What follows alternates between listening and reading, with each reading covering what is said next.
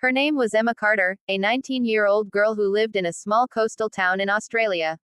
Her life looked simple from the outside: an old wooden house, a quiet street, a bicycle parked near the door, but behind that calm picture was a world of pain she never showed to anyone. Emma had lost both her parents when she was only 10. Her father, a fisherman, went missing during a storm, and her mother passed away 2 years later from illness. After that, Emma lived with her aunt, a cold woman who never wanted a child in her house. She gave Emma food and a roof, but never love. Every morning, Emma woke up early to prepare breakfast for her aunt and cousins. They rarely said thank you. She cleaned the house, washed dishes, and then rushed to her part-time job at a small bakery near the beach. She worked there from 8 a.m. to 1 p.m., then ran to the community college for her classes. Her dream was simple: to become a nurse and help people like her mother who never got proper care. But life didn't make it easy for her. The lonely days. At college, Emma was quiet. She sat in the last row, took notes carefully, and rarely spoke. Most students came in fancy cars, wore new clothes, and carried expensive phones. Emma walked to college, wore simple dresses, and used a cracked old phone. Some girls whispered and laughed behind her back. "Look at her shoes," one said. "She looks like she came from another century," another laughed. Emma heard them, but she stayed silent. She believed silence was stronger than anger. When she returned home, her aunt would start complaining. "You're wasting time in that college," her aunt said one evening. "Who will pay your fees?" "Me. You should just work full-time." Emma quietly nodded. She never argued. She saved every dollar from her bakery job to pay her tuition. Some nights, she even skipped dinner to save money. Yet, in her heart, she carried hope, a hope that someday life would be kind to her. The stranger by the sea. One cold evening, Emma sat on the beach after work. The sun was setting, painting the sky orange and pink. She looked at the horizon, remembering her father. Tears rolled down her cheeks. A voice came from behind. "Are you okay?" She turned and saw a young man around her age, holding a sketchbook. His name was Liam Parker, an art student who often came to the beach to draw the sunset. Emma wiped her tears and forced a smile. "Yes, I'm fine. Just tired." Liam didn't believe her, but he didn't push. "The sea has a way of listening," he said softly. "You can tell it anything." Emma looked at him and smiled faintly. That was the first time someone spoke to her kindly in months. Over the next few days, they met again, sometimes by chance, sometimes on purpose. Liam would sit on the sand, drawing waves, while Emma told him small things about her day. She didn't talk about her pain at first. But slowly, she opened up, about her parents, her aunt, her job, her dream to become a nurse. Liam listened quietly, never judging. "You're strong," he said once. "Stronger than most people I know." Those words stayed in her heart. The day everything fell apart. Months passed. Emma's college exams were coming. She was exhausted, juggling work, studies, and home chores. One morning, her aunt accused her of stealing money. Emma was shocked. "I didn't take anything," she cried. Her aunt slapped her. "Liar. You think I don't see you hiding things." Emma's cousins laughed in the background. She ran out of the house crying. It was raining heavily, but she didn't care. She sat under a bus stop, her clothes soaked, her hands trembling. That evening, she went to the bakery, but her manager told her something worse. "Emma, I'm sorry. We're closing next week. The owner is selling the place." She felt her world collapse. No job, no home to love her, no family. She walked to the beach, crying silently, the sea roaring louder than her pain. Liam found her there again. She couldn't speak. She just hugged him tightly and sobbed.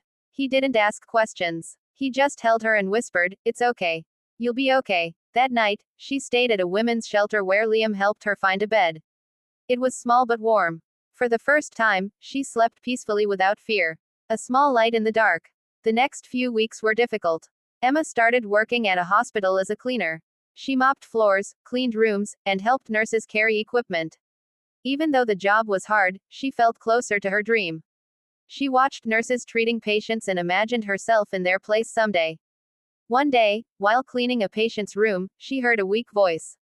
"Miss, can you help me with the blanket?" It was an old woman named Mrs. Collins, who was sick and alone. Emma smiled, fixed her blanket, and sat beside her for a while. "You have kind eyes, Mrs. Collins said softly. "People like you make this world better." Emma's heart warmed. She started visiting the old lady every evening after work, reading to her and talking about life. She felt a strange peace she hadn't felt in years. When Mrs. Collins was discharged. She told Emma, "If you ever need help, come to this address." She handed her a small card. Emma didn't know that this small gesture would change her life. A new beginning. 2 months later, the hospital opened a nursing assistant program. Emma wanted to join, but she didn't have enough money for the fee. She worked double shifts, saving every coin, but still fell short. One day, she received a letter. It was from Mrs. Collins. "Dear Emma, I talked to the hospital director, who is my son. He told me about the new nursing course. I've paid your first year fee. You deserve this chance." Emma couldn't believe her eyes. Tears streamed down her face as she held the letter close to her heart. She ran to the sea that evening, screaming with joy. The world suddenly looked brighter. Liam met her there and smiled. "See, I told you the sea listens." Emma laughed through tears. "It really does." The journey of hope. Emma joined the nursing course and worked part-time at the hospital. The days were long and tiring, but she loved every minute. She learned to take blood pressure, give injections, and comfort patients. People noticed her kindness and dedication. Sometimes she remembered her aunt, the insults, the hunger, the loneliness, but now, they didn't hurt as much. They had made her strong. Liam continued painting. One day, he surprised her with a gift, a painting of the sea, with a girl standing on the shore, looking at the sunrise. "She looks like you," Emma said softly. "She is you," Liam replied. They both smiled, knowing that life was finally giving them peace. The hardest test. Just when everything seemed perfect, fate tested her again.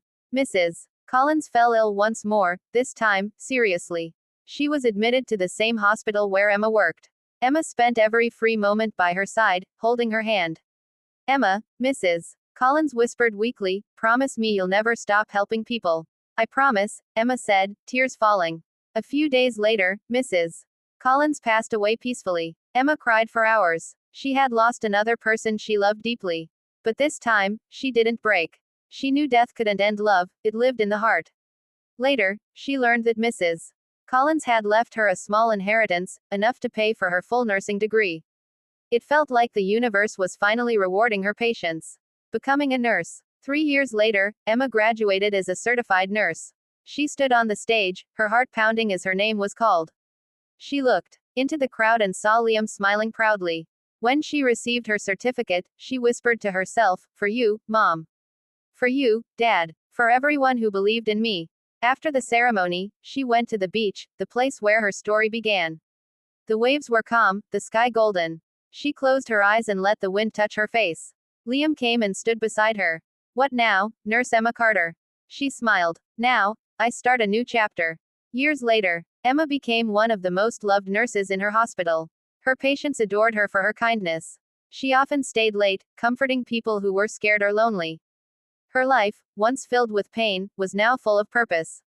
One day, she visited the sea again, with Liam, now her husband.